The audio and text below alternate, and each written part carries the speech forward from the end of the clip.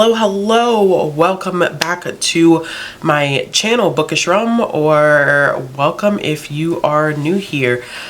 Y'all, I hate to sit down and make this video, but I somehow missed this in the wave of news that came out.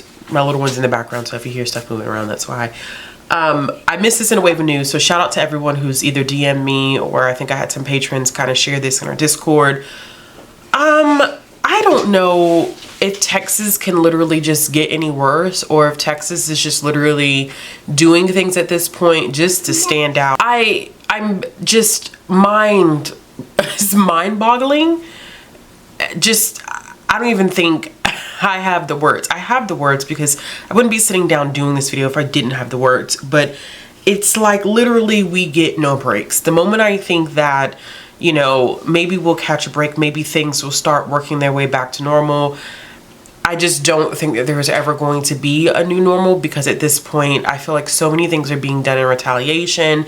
People are using legislation now to do what they need to do to get their agendas fulfilled. And in the latest news, as you could probably see from the title of this video, Houston, Texas is taking 28 school libraries and is converting them into discipline centers. That means that 28 librarians in that district have officially lost their positions. They will not be able to come back to their schools in the fall, because instead of maintaining the librarian position and having them fulfill that role, they are turning the libraries into discipline centers.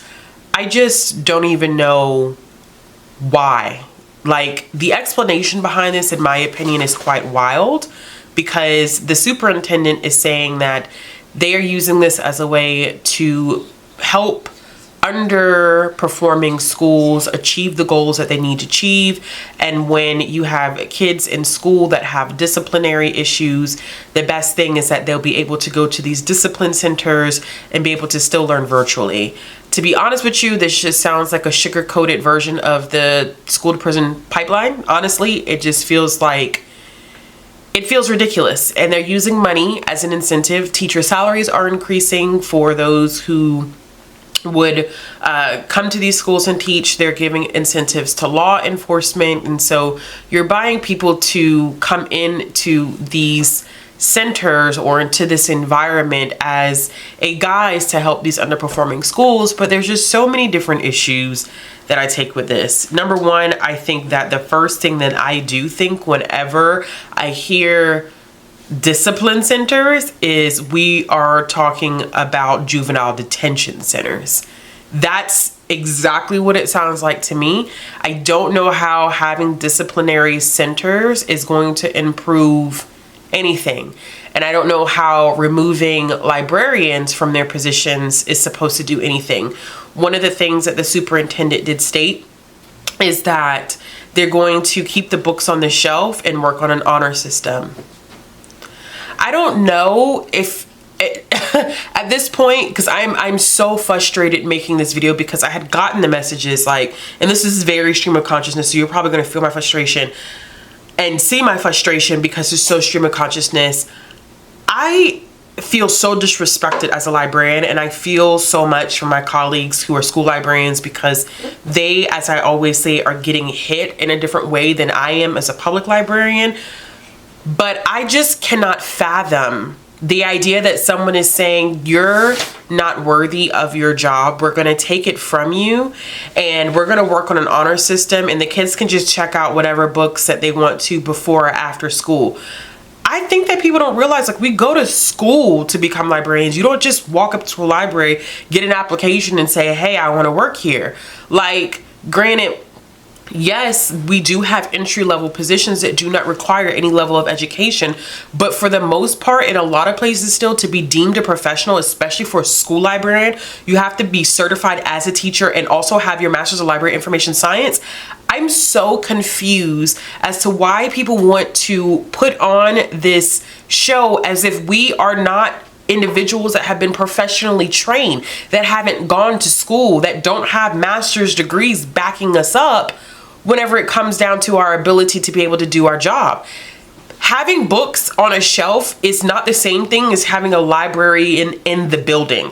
I don't know what would ever in his mind make him think that we serve no role, that we're just literally there scanning books in and scanning books out. That's not our job. It's so beyond that. Because if you have a child that is struggling at reading, who is going to direct that child to the appropriate books to check out? Who's going to tell that child that this book is on grade level, this one may not be, or on reading level, this one may not be? Who's going to be able to do comps if a child is interested in fantasy or realistic fiction or mystery or science fiction? Who's going to be able to do those comps? Because I'm telling you right now, if these schools are underperforming and your expectation is for the teachers to get these kids performing at the correct level, they're not going to have the time nor the capacity for it. So who's doing this then? Who is completing this job? Because you're going to start putting too much pressure on your teachers. You don't have a librarian, and you're cutting access off to the outside world. And it blows my mind. And like a lot of people have already stated in so many think pieces, so many opinions online, why are you not doing this for every school in the district? Why are you only choosing these underperforming schools, as if kids who go to schools that are performing on par don't have kids that have behavioral issues? My blood pressure is so high, and I did not know that I was going to have this much of a visceral reaction to this, but I literally just cannot believe some of the things that have come out of the superintendent's mouth. I'm going to read you a quote that the superintendent, Mike Miles, said. He said, "Right now we are trying to raise achievement. We're going to try to have high quality instruction. So the focus is on those teachers who can do that. If you have to prioritize resources, then you want to get a teacher who can deliver the science of reading versus a librarian." Last time that I checked, most of us understand the science of reading. Last time I checked, a lot of us are trained to understand the science of reading. There are some librarians who are trained to do instructional reading. It's just the blatant disrespect and the blatant just disregard for the roles that librarians have played and continue to play in and outside of schools, particularly in schools where they are working with these kids constantly on a day-to-day basis, and you just completely disregarded that. That is probably one of the most disrespectful statements that I have seen regarding the capabilities of a librarian. So basically you think that librarians are worthless and that it's okay just to put books on a shelf. We're not relevant. We don't serve a purpose. But as long as you have books on the shelf and there are kids who are coming in and they're picking out books, everything is fine. But let's be real, that's not what this is about. Because like I was saying before, if you're going to take all the librarians out of these underperforming schools, take them away from every school, because you're creating an imbalance already. You're leaving part of your school district to maintain having access to a librarian, which creates a very different experience for any child. And you're leaving these other kids to say, well, you don't need a librarian. Librarians and libraries are so important, especially for low income, underperforming areas where these kids may never get the opportunity to leave their areas, or it could motivate them to leave their areas, because a book may be the first opportunity that these kids have to be able to see outside of their own lived experience, or maybe feel that someone understands what they're going through. I feel like in every video I keep talking about Dr. Bishop, but I feel like no one understands outside of librarians. I just don't think people understand like how important that quote is about the idea of mirrors, windows, and sliding glass doors, and what that does in terms of building empathy in a child. I don't think people understand that, and I don't know why he thought that removing librarians from schools was the answer to improve underperforming schools. I wish I would have considered maybe sitting down with some more in-depth thoughts and bullet points, but there's not really much to say about this except just the aggravation and stupidity behind making such a decision. It is nothing that he can say that could possibly validate any of this. It's, you're selling a lie, you're selling a dream, and I feel like it's gonna backfire, and the people that are gonna pay for it are not the adults in the situation, it's for the kids. They always wanna say, we're looking out for the best interest of the kids, we're thinking about the best interest of the kids, but you're really not, because according to some librarians, they had already been making progress. And by doing this, they're undoing every little bit of progress that they had already made.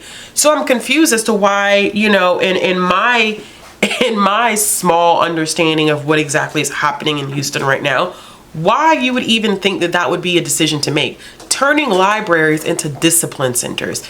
Discipline centers? Really? I think one thing that I wish I would have looked up a little bit more, and I probably will after I get finished filming this, is, you know, what grade levels is this across? Like how many elementary, middle, and high schools are going to be impacted by this decision? And, you know, when we're talking about discipline, it's so different from elementary to high school, and removing kids from a classroom. Like, is that really effective?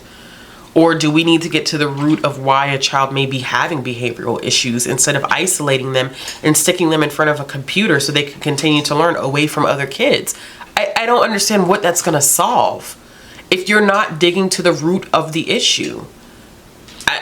And getting rid of librarians who play a critical role in a child's education, that baffles me. I genuinely just don't have much else to add to this conversation because I'm so irritated right now, to be honest with you. My nerves is bad, and I don't know why I sat down to film this video when I knew my nerves was bad, but I feel like I just wanted to get my thoughts out and feel what I needed to feel, because the more I started digging into it, the more aggravated I got. And the more I would find of things that this superintendent has said, he's beyond disrespectful. But it's also not surprising. And he's getting a huge wave of criticism for it, but at the end of the day, the board already approved it. So it doesn't matter how much criticism we provide, at the end of the day, if the board approves it, unless the local community, of course, is advocating for an adjustment of who's on their board. But I mean, us nationally, like, what else can we do when their school board has said, we approve this, we think this is a great decision? I don't understand it. If y'all have better insight, if you've heard different things, or if you have different viewpoints on this, just let me know in the comment box down below. I am just completely mind blown at this point with everything that this country is doing in terms of libraries and librarians. I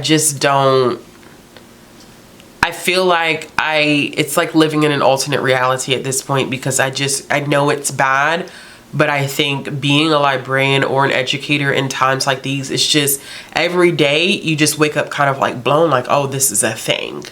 Like, this is what we're doing. And I can't reckon with that, and I'm trying to, but I just can't imagine how many other places this could possibly happen, especially if people feel like it's a model that they could get away with. Like, why not do it? I don't know. All right, well, if you like this video, I hate to end it like this, but this is where I'm at. If you like this video, give it a thumbs up. If you want to see more content from me, hit the subscribe button, hit the bell for notifications. If you're looking for ways to support this channel or follow me on social media, all the links will be down in the description box below, and I'll be back with another video soon. I'm on my own, broken and alone. I feel the rain crashing down.